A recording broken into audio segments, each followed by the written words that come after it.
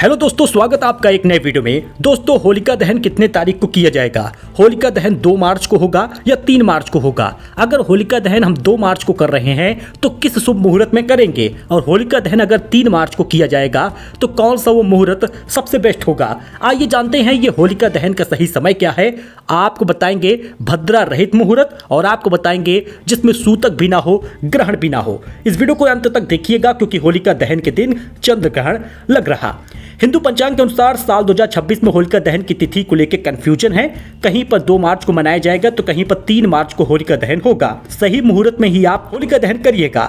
ऋषिकेश पंचांग के अनुसार और पंडित नरेंद्र उपाध्याय के अनुसार यह साल होलिका दहन 2 मार्च को भी होगा सोमवार के दिन और 3 मार्च को भी होगा मंगलवार के दिन। हालांकि इस बार भद्रा का साया भी रहेगा, जिस वजह से सही मुहूर्त का विशेष ध्यान देना होगा। पूर्णिमा तिथि और भद्रा का संयोग बन रहा है। पंचांग के अनुसार फागुन पूर्णिमा तिथि की शुरुआत 2 मार्च को 5:18 शाम को हो जाएगा। इस समय भद्रा का वास शुरू हो जाएगा जो पूरी रात और अगली सुबह 3 मार्च को 4:56 तक प्रभावी रहेगा। धार्मिक मान्यताओं के मुताबिक भद्रा काल में कोई भी शुभ मांगलिक कार्य वर्जित होता है, तो खास तौर पर होलिका दहन जैसे पर्वों पर भद्रा का ध्यान रखना बेहद जरूरी है। शास्त्रों में भद्रा को अशुभ बताया गया है। भद्रा में कोई शुभ कार्य नहीं होता।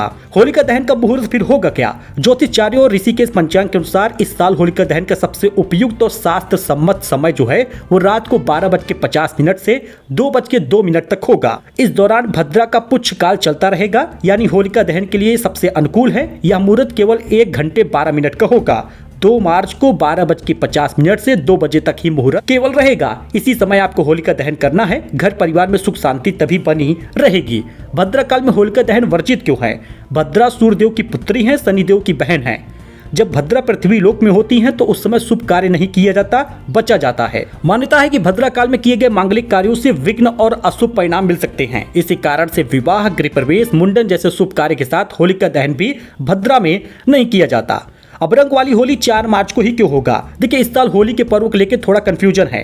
पंचांग के अनुसार 2 मार्च को होलिका दहन होगा, 3 मार्च को स्नान दान की पूर्णिमा होगी और 4 मार्च को चैत्र प्रतिपदा में रंग खेली जाएगी, रंग वाली होली होगी। धार्मिक परंपराओं के अनुसार कई जगह पर पूर्णिमा की रात होलिका दहन के अगले दिन ही होली होता है, लेकिन इस बार 3 मार्च को चंद्र ग्रहण है और इसलिए 4 मार्च को खेला जाएगा। बुधवार को ही देश भर में रंग वाली होली होगी। अब ध्यान ये भी दीजिएगा, 3 मार्च को अगर आप होलिका दहन करना चाहते हैं तो सूर्योदय होने से पहले लगभग 5:46 तक आप होलिका दहन कर सकते हैं, लेकिन 3 मार्च को सूर्योदय ना हुआ हो और सूतक ना लगा हो तभी आपको करना है। हालांकि सभी लोग कह रहे हैं 2 मार्च को करना ही बेहतर होगा।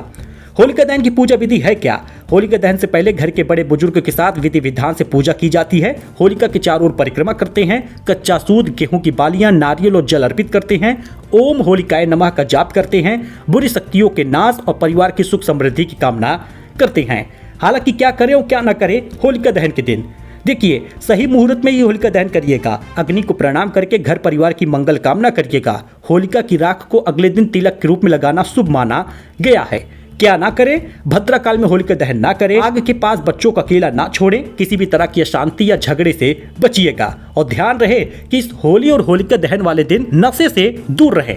ये छोटा अपडेट था, नई जानकारी थी। 2 मार्च 3 मार्च होलिका दहन, 4 मार्च को होली रहेगी, 3 मार्च को ग्रहण भी है, सावधानी रखिएगा। बाकी पूरा अपडेट इसी चैनल पर है कि ग्रहण में कौन कौन सी सावधानी रखनी है। मिलते नई जानकारी के साथ नए वीडियो में। धन्यवाद।